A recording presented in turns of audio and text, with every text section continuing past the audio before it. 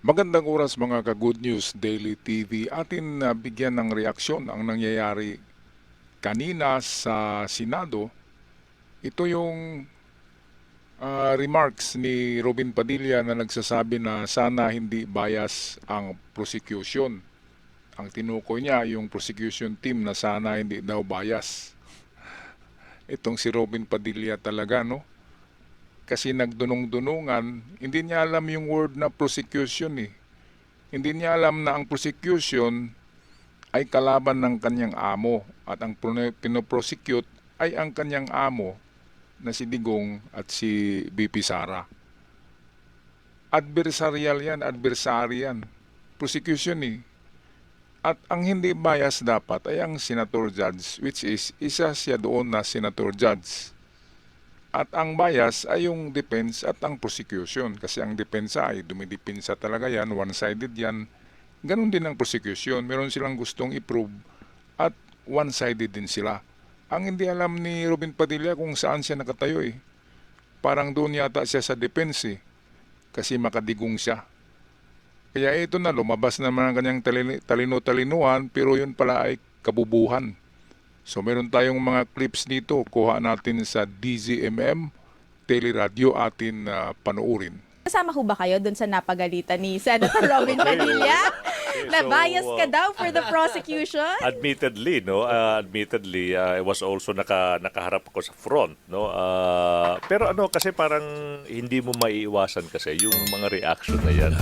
I've been appearing in court. Pag may mga bagay na sorry for the term na parang dapat mong palagan. Yun parang you can't help it eh. Sir, pero ano ba yung naging reaction nyo kasi? Tumatawa ba kayo or na-shock Hindi. kayo? Or... Parang I have to admit, I was making a gesture na we are the prosecution team. So gumanon ka. Oh, hindi naman. Parang napaka-respectful na parang short of saying na parang ano bang ini-expect ng publiko from us? Kami yung prosecution team. We are supposed to prosecute. So, yun yung natural reaction. Hey, wala pong halong malis or bad faith. Talagang that was a natural reaction na we can't help it. Hindi, pero sabi niya Kami po nag-ingay yung kayo eh. Parang He was being nag-ingay. distracted. Hindi Eh, naman, interrupted. again, with all due respect po kay Senator Judge Padilla, parang ano yun, parang natural reaction ng isang pool of lawyers na, teka muna po, Senator Judge, kami po yung prosecution team. Parang yun po yung trabaho ng prosecution. No? Kaya nga. So I think it's, ano naman, kanina when I woke up, nabasa ko parang may clarification yun. Umingay po sa loob ng session hall when that was said. But with all due respect kay Senator Judge Robin Padilla, no?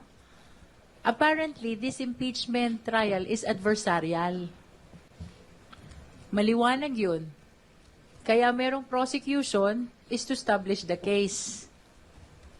Kaya may defense is to defend the innocence of the respondent, no?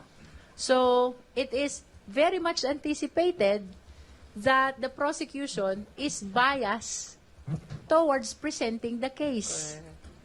Presenting the evidence, no?